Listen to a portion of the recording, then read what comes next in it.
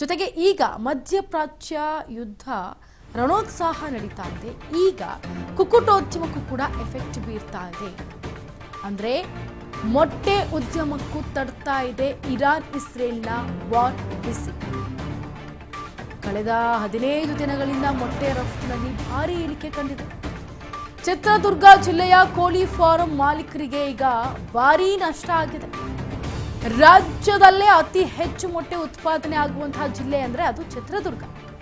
ಕಳೆದ 15 ದಿನಗಳಿಂದ 4 ರೂಪಾಯಿಗೆ ಕುಸಿದಂತಹ ಮೊಟ್ಟೆಯ ದರ ಯುದ್ಧ ಆರಂಭಕ್ಕೂ ಮುನ್ನ 7 ರೂಪಾಯಿ ಇತ್ತಿದ್ದು ಈಗ 4 ರೂಪಾಯಿ ಕುಸಿತ ಕಂಡಿದೆ ದರ. ಈಗ ಇದೇ ಮಧ್ಯಪ್ರಾಚ್ಯ ಯುದ್ಧದಿಂದ ಕುಕ್ಕುಟೋದ್ಯಮಕ್ಕೂ ಎಫೆಕ್ಟ್ ಬೀರ್ತಾ ಇದೆ. ಅಂತಂದರೆ ಮೊಟ್ಟೆ ಉದ್ಯಮಕ್ಕೂ ಕೂಡ ಈ ಇರಾನ್ ಇಸ್ರೇಲ್ನ ಒಂದು ಏನು ವಾರ್ ಇದೆ, ಈ ವಾರ್ನ ಬಿಸಿ ತಡ್ತಾ ಇದೆ. 7 ರೂಪಾಯಿ ಇದ್ದಿದ್ದು ಮೊಟ್ಟೆ ಈಗ 4 ರೂಪಾಯಿ ಕಡಿಮೆ ಆಗಿದೆ. ಕಳೆದ 15 ದಿನಗಳಿಂದ ಮೊಟ್ಟೆ ರಫ್ತಿನಲ್ಲಿ ಭಾರೀ ಇಳಿಕೆ ಕಾಣ್ತಾ ಇದ್ದಾರೆ ಮೊಟ್ಟೆ ಮಾಲೀಕರು.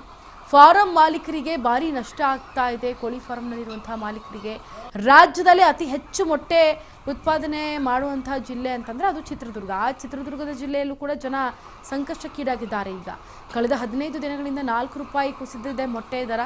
ಹಾಗಾಗಿ ಯುದ್ಧ ಆರಂಭಕ್ಕೂ ಮುನ್ನ 7 ರೂಪಾಯಿ ಇತ್ತು, ಆದರೆ ಈಗ 4 ರೂಪಾಯಿ ಆಗಿಬಿಟ್ಟಿದೆ ಕುಸಿತ. ಅಂದರೆ 4 ರೂಪಾಯಿ ಕುಸಿತ ಕಂಡಿದೆ.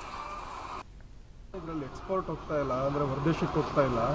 ಇರಾನ್ ಇಸ್ರೇಲ್ ಮತ್ತು ಬೇರೆ ಕಡೆ ಎಲ್ಲ ಯುದ್ಧ ಆಗ್ತಿರೋದ್ರಿಂದ ಮಿಡ್ಲ್ ಈಸ್ಟ್ ಕಂಟ್ರೀಸ್ನಲ್ಲೆಲ್ಲ ಎಕ್ಸ್ಪೋರ್ಟ್ ಹೋಗ್ತಾ ಇಲ್ಲ.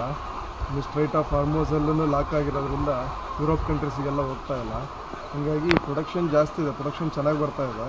ಲಕ್ಷಾಂತರ ರೂಪಾಯಿ ಬಂಡವಾಳ ತಿನ್ನುತ್ತೆ ಪರ್ ಡೇಗೆ ಇದು ಫೀಡು ಎಲ್ಲ. ಬಟ್ ನಮಗೆ ಅದರಿಂದ ಏನು ಆದಾಯ ಏನು ಅಷ್ಟೊಂದು ಬರ್ತಾ ಇಲ್ಲ. ಈಗ ರೇಟ್ ನೋಡಿದರೆ 4.60 ಪೈಸೆ ಇದೆ, ಮತ್ತು ಅದರಲ್ಲಿ 50 ಪೈಸೆ ಮೈನಸ್ ಬೇರೆ ಕೇಳ್ತಾರೆ. ಏನೂ ಅಷ್ಟೊಂದು ವರ್ಕೌಟ್ ಆಗ್ತಾ ಇಲ್ಲ, ಏನೂ ಉಳಿತಾ ಇಲ್ಲ ಇದರಲ್ಲಿ.